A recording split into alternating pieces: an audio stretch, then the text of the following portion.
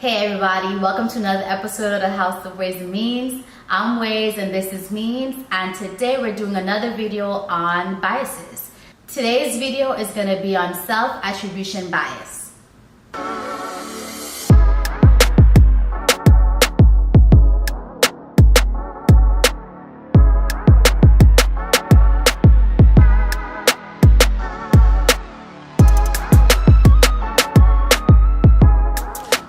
What is self-attribution bias? Simply put, it is when we have a tendency to, when there's a positive outcome to a decision we make, then we say, well, that positive outcome is due specifically to my talent or my skill. However, when we make a decision and the outcome is not what we're looking for, well, we say it's some external problem's fault. So, it was her fault, it was his fault, it was God's fault. Anyway, take a look at this quick illustration. Brian is a third-year student in college. He is working towards a test that he has coming this week.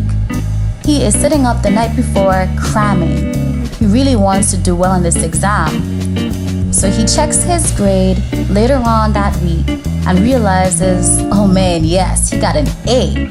All of his studying last minute just speaks to his ability to memorize all the information just as he had thought. Isn't he fantastic? Look at Brian go.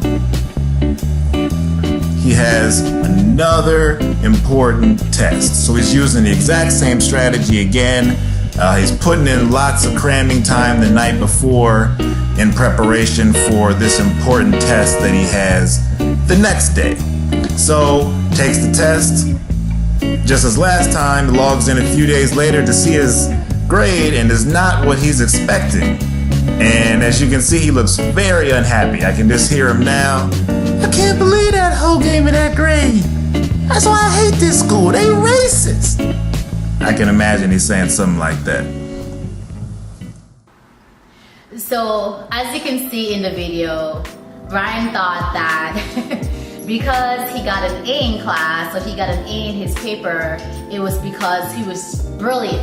Not saying that he didn't put the time in or anything, but he was just very content with the belief that everything that he did is what led to him getting an A.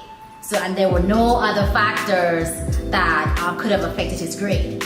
And then in the other scenario, you saw that Brian, was mad at the teacher, he was mad at the iPad, he was mad at anything else because, he got a negative grade, he got a bad grade. And certainly it couldn't be his fault, it was something else. Maybe the teacher didn't describe the problem, well enough, the teacher wasn't thorough, the teacher didn't make, the explanation clear of the assignment.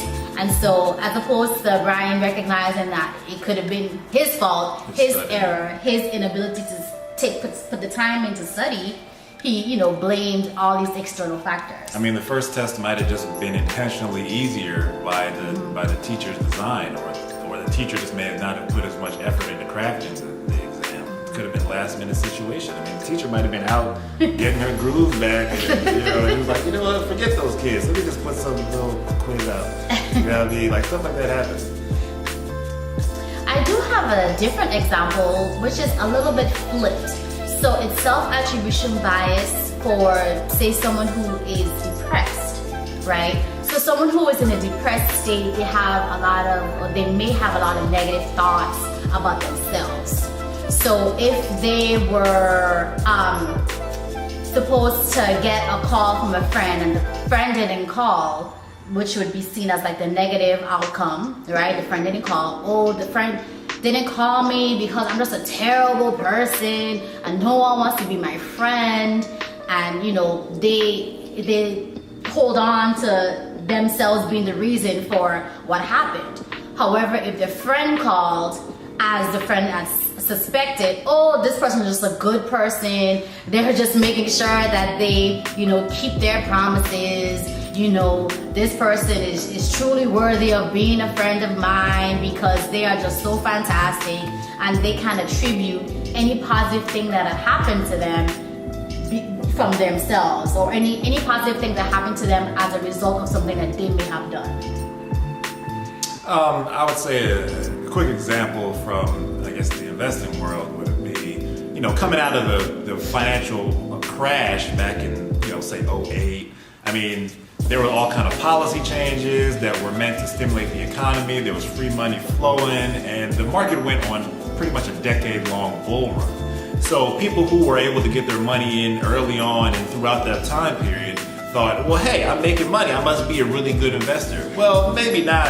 I mean, you may be a good investor, but it's easy to make money when everybody's making money. So now recently the market has gotten a little bit tougher, and those same people are saying, well, it's the president's fault, it's politics, it's the Democrats, it's the Republicans, it's the CEOs who are out to get us. It's always somebody else's fault. And again, it may not be that you're a bad investor, but you have to really take stock and pay attention to the entire situation. What is the context? What is the setting? What else is going on outside of your decision-making process? We really start to take stock of everything that may be affecting how the outcome happened, and we're really being analytical about that. Then we're able to see, well, maybe I made a mistake here. Maybe I didn't pay attention to this. And that's just a part of becoming better at pretty much anything you do in life. You're not always going to get the outcome you want, but that doesn't mean you had the wrong idea. And sometimes you get the right outcome and it had nothing to do with you. Right. So that's pretty much that bias in a nutshell. If you have any questions, you have any comments, concerns, hit us up in the comments section. Make sure you drop us a like and subscribe, and we will see you all next time. Bye.